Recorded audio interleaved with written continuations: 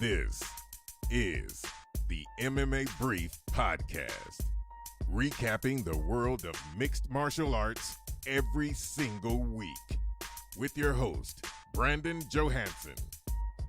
Welcome back to the MMA Brief. Episode 50. First time we're coming live right at you. Celebrating a spectacular UFC 218 from Little Caesars Arena in Detroit. I had an amazing time. It was a really good card. Tons of finishes, tons of drama. 2 fight of the nights. I've never heard of such thing. I don't know if there ever was once. Maybe. 2 fight of the nights. That doesn't even make sense. Listen, it can only be 1 fight of the night. Unless you saw these 2 fight of the nights. It was incredible. And I was there. Had a really awesome time. I bought a t-shirt from a fella outside. He said, "Shirt lasts longer than the fight, guys. Shirt lasts longer than the fight." I had to have one. It was genius. I was like, I don't have cash. He convinced me to go to his website and buy a keychain for $20 and he'll just give me the shirt. I said, oh, cool, I'll do that. Do you have a medium? He's like, I got a medium. He pulled it out of his pant leg. I'm like, shit. He's like, $40 inside. It's $20 right here. I couldn't pass it up. And so right from the get-go, I was feeling good. The Uber driver on the way over was awesome. I think he might have smelled something on my breath and said, he brought up a funny story. He was telling me about how this girl in his neighborhood, when he was working as a cashier at a gas station, she came in, she was so high. She was so high. He's like, I gotta tell her family. It's the right thing to do. He was from Saudi Arabia. So he's like, this is the right thing to do. It's to tell her family that she's getting high. He said, and when the mom came in later that afternoon, she was so high. So I feel like he only brought that up because maybe he smelled something on my breath. I don't know. I was trying to have a good time before we went to the UFC. You go to Detroit, it smells like sewage and reefer smoke. Like someone is just putting it up in the air every 50 feet you go. You're like, come on, who's not sharing? Like, what's going on? But, man, I had a good time. My whole row was really cool, which is a good thing. There's a lot of fights. Sometimes that happens. And when the farther away you're sitting, the more fights you can see. You can see them break out in different things. Finally, they said at the co-main event, no more alcohol. So I was like, all right, I guess, I had 4 beers. I was feeling pretty good.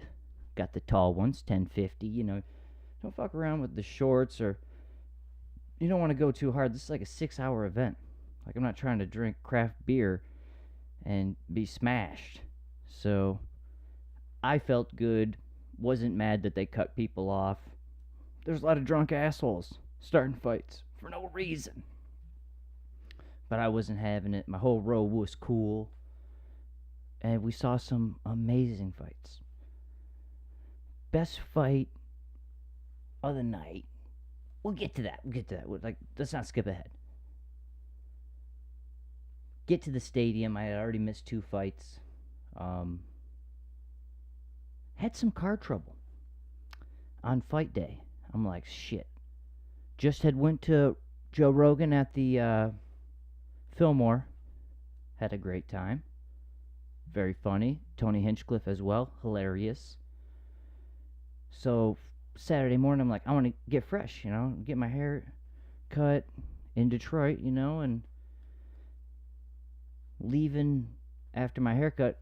And it's like a Cheech and Chong movie. Like, white smoke is just coming out of my fucking car, like leaving this trail of smoke. So I just pulled onto this random-ass back street and popped the hood. Completely out of coolant. I'm like, oh my God, what am I going to do? So I just start walking. Like, I can't even process this. I mean, it's fight day. And this is happening. So I start walking towards where we came from, which was like town-like. There was things there.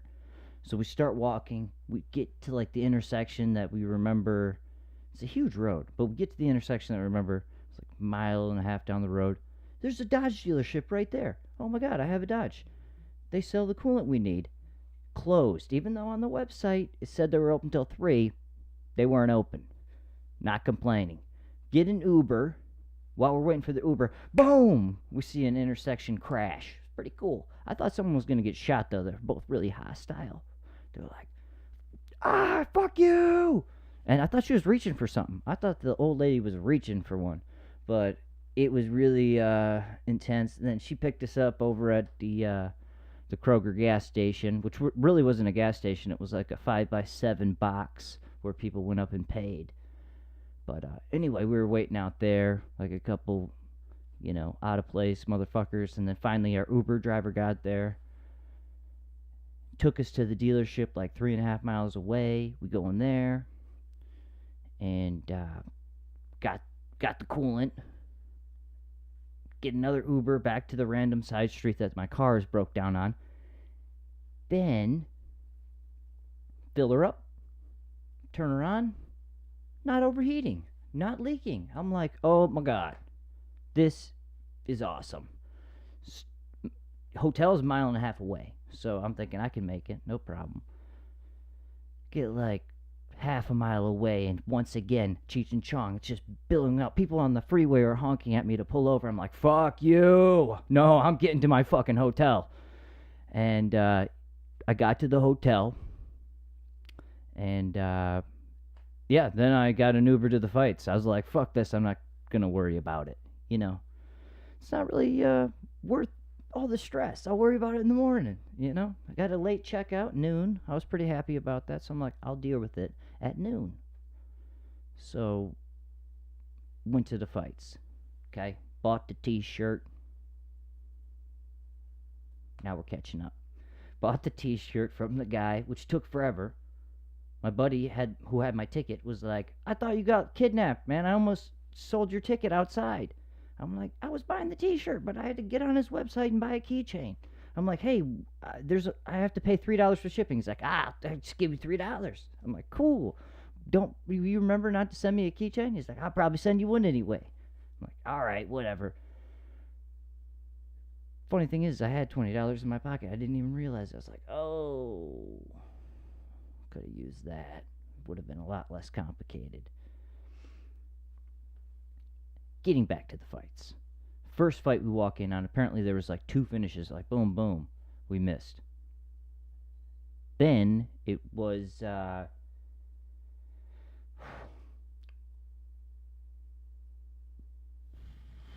can't remember.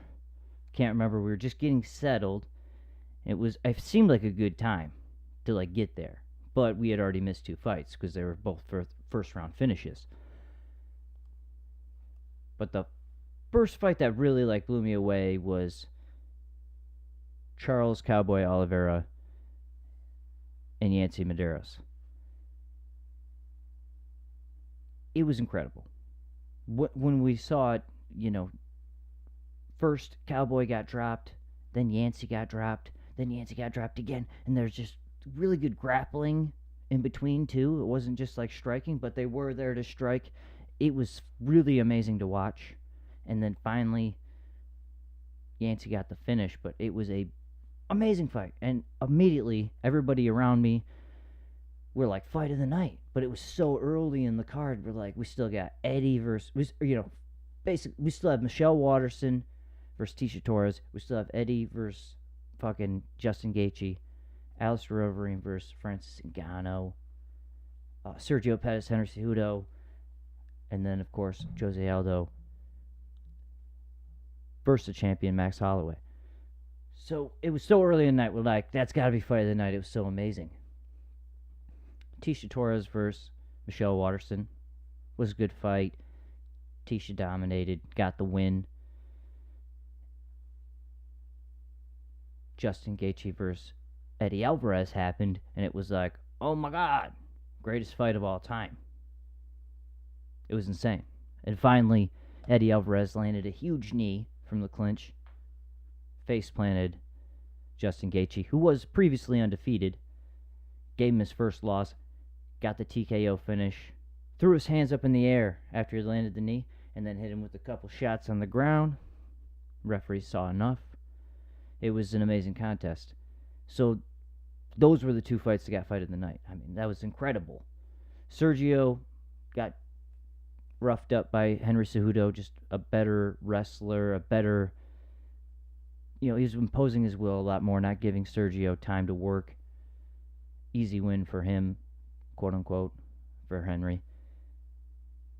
Francis Ngannou nearly decapitated Alistair Overeem. It was ridiculous. If you see the picture, just boom, snaps his head back, and he's out. And if you were watching at home, or if you were even in the crowd watching on the big screen, you didn't see the full effect of watching Overeem drop to the ground, and then after a couple of shots from Ngannou, just his toes stiffened up. And just watching it from the crowd, it was like, oh. And it took a couple minutes to bring Overeem back. But he posted on Twitter the next day, no damage, 100% healthy. Looked like some brain damage might have been dished out there by Francis Ngannou, who is reportedly the hardest hitting heavyweight of all time. Who knows who has punched that thing is really the question. But point is, Francis Ngannou looks like a beast.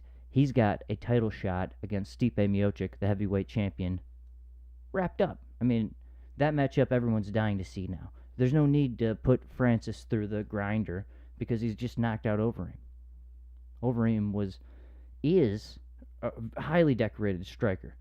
Probably the most decorated heavyweight striker of all time. But also, he has a tested chin. His chin has been tested many times over the years. And Francis just almost knocked his head off. One punch. We haven't seen that. We saw the accumulation from Bigfoot on Overeem in the UFC. We saw Ben Rothwell stun him and put him out. Travis Brown. We've seen him get knocked out. Of course, by Stipe as well. Overeem usually, gets rocked and then put out. This was one punch. Good night. A couple of ground strikes were pretty much unnecessary. They really stiffened him up. So Francis Ngannou is next. He's dangerous, man. Scary. We saw him at the weigh-in the day before. Whew! What an imposing figure, man. They had some scale issues at the weigh-in. Like, it wasn't set properly, so it almost kept rolling off the stage, and there was some guy, like, half-ass holding it and shit. Like, Tisha Torres and Michelle Waterson both almost did it, and I believe Francis Ngannou. It was like, somebody just hold the damn scale. Like the brakes were all fucked up or something. I don't know. But, yeah, that was pretty entertaining as well. That was on Friday night. Back to Saturday night. After Ngannou lit up Overeem, then you move to the main event. Jose Aldo versus Max Holloway. The rematch. Holloway, the new champion. Aldo, the former champion, trying to get his belt back. He looked good. His boxing looked good. His head movement looked really good the first couple rounds. But then, once again, I said it. I hate to be that guy. But I looked at my buddy and I said, Holloway finished him in the third round. He really turned up the heat. Let's see what he does this third round. Turned up the fucking heat. Blasted him. And, man, it was reminiscent of that first fight. Turned up the heat, and Jose Aldo just couldn't take it. Weathered quite a beating, but eventually succumbed by TKO. Max Holloway still the champion at 145 pounds. It was an incredible night. I can't wait until the UFC comes back to Detroit or a nearing area. I'll probably go. This is my second one this year. It's so much better when you're there than it is on TV. On TV, it's just different. Not bad, but when you're there, it just makes it all the better. You get to see like the real people and shit. So, had a great time besides my vehicle issues. And thanks for checking out episode 50, the very first video episode. So come back next week. Actually, you know what? Fuck it. Stay tuned. We're going to preview the card coming up this weekend. Main event is, let me think here. I got to think real hard. It's like the hangover of like being so excited and so invested in this fight. I'm forgetting who is. Okay, yes. Cub Swanson versus Brian Ortega. 145-pound matchup from Fresno, California. It's a good main event. There's other good fights on the card. There's a lot of. Every weekend there's going to be a fight until the end of the year. Ending with that Cyborg versus Holly Holm New Year's Eve card. Should be a good rest of the year. Should be a good lifespan if you're an MMA fan. Everybody keeps saying, oh, this is really one of the best cards. They put on good cards, okay? This is what they do. It's entertaining. If you want to hop on, go ahead. If you want to sit back and be a critic and a hater, do that. I'm just going to keep enjoying the product because every week I'm entertained. Some weeks more than others. But I love what the UFC is doing by putting fights on TV or putting fights out there to watch. I'm going to keep watching. Thank you for watching. Come back next week for episode 51. We're going to recap Cub Swanson versus Brian Ortega and the whole other card. Preview next week's card like we do. Peace.